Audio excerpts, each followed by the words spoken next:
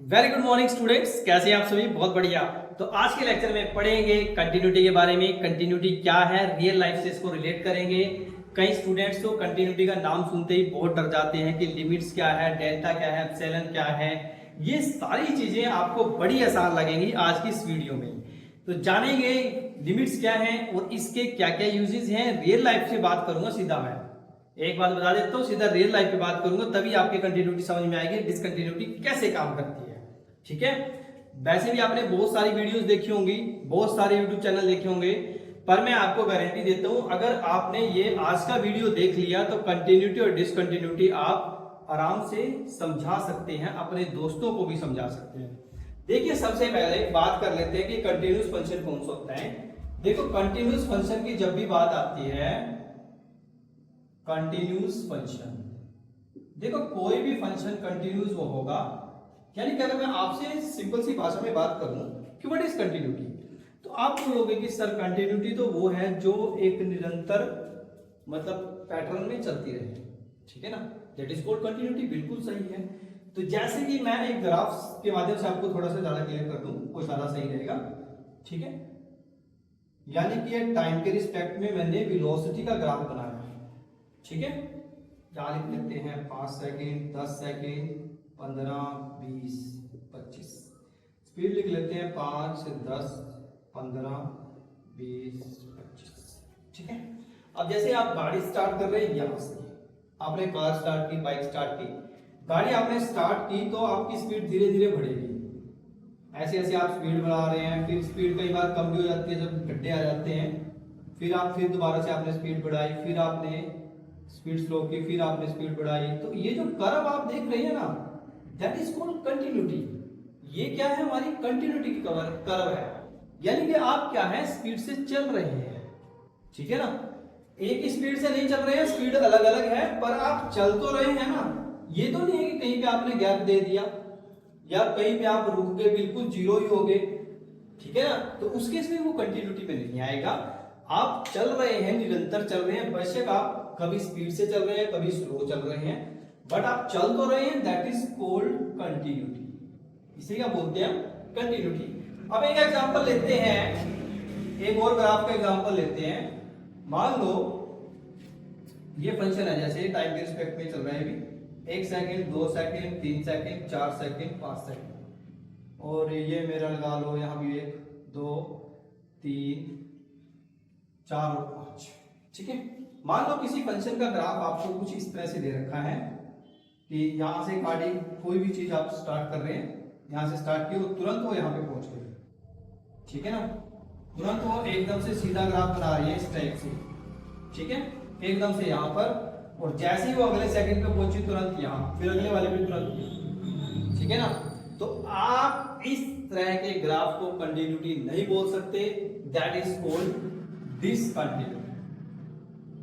इस तरह के ग्राफ को हम क्या बोलेंगे, डिसकंटिन्यूटी बोलेंगे। रियल लाइफ एग्जांपल आपको दूं, रियल लाइफ एग्जांपल क्या है, जैसे मान लो कि आप स्विच ऑन करते हैं, क्या करते हैं आप, स्विच ऑन करते हैं या स्विच ऑफ करते हैं, फैन का या किसी भी टीवी का आप स्विच ऑन करते हैं। ठीक है ना, तो ऐसा तो नहीं है कि पंखा या लाइट जो है वो, बिल्कुल ऐसा तो नहीं है कि आपने जैसे स्विच ऑन किया, ठीक है, आपने एलईडी का स्विच ऑन किया आपने, तो ऐसा तो नहीं है कि बिल्कुल आराम आराम से लाइट उसमें आ रही है और फिर जाके वो लाइट एक पर्टिकुलर पीक पे रुक गई है। पहले वाले टीवी की तो बात नहीं कर रहे, देखो मैं, जिसमें सीआरटी होती थी। ठीक है, तो वो तो बात नहीं कर रहे हम बात कर रहे हैं जो आज की जनरेशन की एलईडी है। ठीक है ना, उसमें क्या है, जैसे आप स्विच ऑन करते हो, जो भी हमारे स्विचेस टाइप इस तरह की चीज होती है ना, जैसे एलईडी बल्ब लगा लो आप, एलईडी बल्ब से थोड़ा सा आपको ज्यादा क्लियर हो जाएगा। एलईडी बल्ब सीधा आपको रिलेट कराएगा रियल लाइफ से। जैसे मान लो आप स्विच ऑन करते हैं, तो ऐसा तो नहीं है कि एलईडी का बल्ब पहले थोड़ा जलेगा, फिर ज्यादा, फिर ज्यादा, फिर ज्यादा, फिर पूरा ब्राइट हो जाएगा। ऐसा तो कभी नहीं होता ना, वो तुरंत एकदम से जल जाता है। ठीक है ना, जैसे आप बटन ऑन करते हैं, तुरंत वो एकदम से 100% पे पहुंच जाता है, यानी कि ग्राफ जो है वो यहां से सीधा यहां पहुंच जाता है। That is not discontinuity. ठीक है, ये हमारी कंटिन्यूटी नहीं होती है, इसको हम बोलते हैं डिसकंटिन्यूटी। तो जो भी हमारे स्विचेस आते हैं, इस तरह की चीजें जो एकदम से रैपिड मूवमेंट लेते हैं, उनमें सारे के सारे फंक्शनों में हम डिसकंटिन्यूटी लेते हैं। ठीक है ना, अब कंटिन्यूटी का एग्जांपल मैं आपको एक और देता हूं, बहुत बढ़िया, जो आपके रियल लाइफ में भी बहुत काम आएगा और अक्सर आपने भी देखा होगा ये चीज। ठीक है, ग्राफ के माध्यम से इस चीज को समझेंगे। मान लो एक स्टूडेंट है, स्टूडेंट क्या, एक चाइल्ड है, छोटा बच्चा है, ठीक है, एक चाइल्ड है, ठीक है। मान लो उसका अगर हम एक ग्राफ बनाने की कोशिश करें, ठीक है, मान लेते हैं ये उसकी हाइट है और ये उसके ईयर्स हैं, ठीक है। मान लो पहले साल का, 2 साल का, 3 साल का, 4 साल का, 5 साल का, 6 साल का। यहाँ पे मान लेते हैं उसकी हाइट जो है वो पहले थी कुछ भी लगा लो 2 फुट, 2 फुट तो ठीक है, 2 फुट हो जाएगा, 3 फुट, 4 फुट, 5 फुट, 6 फुट तक, ठीक है। ये हमारे पास फीट में है और ये मेरा ईयर्स में रखा है, ठीक है। अब मान लो कोई छोटा बच्चा है, वो 1 साल से हम उसकी हाइट डिफाइन कर रहे हैं, ये ईयर्स है ना, ईयर्स में थोड़ा गैप ज्यादा ले लेते हैं क्योंकि फिर इतने में तो कम लगेगा, ठीक है ना। ईयर्स में थोड़ा गैप ज्यादा ले लेते हैं देखो ईयर्स में थोड़ा गैप ज्यादा लेते हैं, 2, 4, 6, 8, 10, 12, 14, ठीक है। इस तरह से गैप हमने ले लिया। तो अगर आप ध्यान से देखें ग्राफ में, यहाँ पे भी 1, 2, 3 ही लिख लेते हैं, ठीक है, कोई दिक्कत नहीं।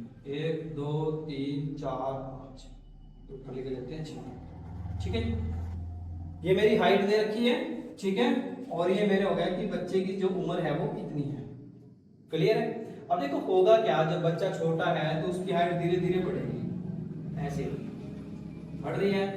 वो 4 साल का हो गया तो उसकी हाइट पहुंच गई हमारे पास लगभग 3 फुट के आसपास। अब वो जैसे ही 4 साल की होगी उसकी 3 फुट, अब वो 6 साल का हुआ तो उसकी हाइट होगी लगभग 3.5 के आसपास, 3.5 के आसपास ले लेते हैं यहाँ पे, ठीक है। फिर उससे थोड़ा सा बड़ा होगा, फिर यहाँ पे जाएगी, फिर यहाँ पे, फिर यहाँ पे, फिर यहाँ पे। तो जब मैं इसको सारे को ड्रा करता हूं तो आप पाएंगे कि एक तो कर्व की शेप ले रहा है, इसकी शेप ले रहा है, एक कर्व की शेप ले रहा है, और आप नोटिस करेंगे कि जो कर्व है वो कंटिन्यू जा रहा है, ये कभी भी डिसकंटिन्यूटी में नहीं आएगा। ध्यान रखेंगे स्टूडेंट्स, जो हाइट्स होती है, ठीक है, स्टूडेंट्स की जो ग्रोथ होती है, चाइल्ड की जो ग्रोथ होती है, that is always in continuous format, ये हमेशा कंटिन्यूअस फॉर्मेट में ही रहेगी, ठीक है, क्योंकि जितनी ग्रोथ हो चुकी है वो हो चुकी है, उसके बाद नीचे थोड़ी आएगा बच्चा, वो तो कंटिन्यूअस या तो ऊपर ही जाएगा, ठीक है ना, उसकी हाइट या तो ऊपर ही जाएगी, नीचे थोड़ी आएगी। तो ये चीज ध्यान रखनी है आपने, ठीक है। कई स्टूडेंट्स की हाइट ऐसे होती है कि एक पर्टिकुलर ईयर पे जाके वो क्या करते हैं, जैसे वो फर्स्ट, सेकंड, थर्ड, फोर्थ, ऐसे हाइट पे जाके मान लो यहाँ पे 5 फुट पे पहुंच गए, 5 फुट पे हाइट होगी उनकी 14 ईयर्स पे, ठीक है, 14 साल की उम्र में 5 फुट की हाइट पे पहुंच गए। फिर उसके बाद हाइट जो है ना आराम आराम से बढ़ती है, ऐसे नहीं कि रैपिड मूवमेंट ले लेगी, फिर ऐसे बढ़ के फिर वो एक जगह पे ना कंटिन्यूसली हो जाते हैं, कंटिन्यू, ठीक है, क्लियर। तो ये जो एजेस के होते हैं, जिसमें हमारे पास एजेस के साथ साथ हाइट बढ़ती है बच्चे की, that is also a continuous function, बिल्कुल सही है, ठीक है।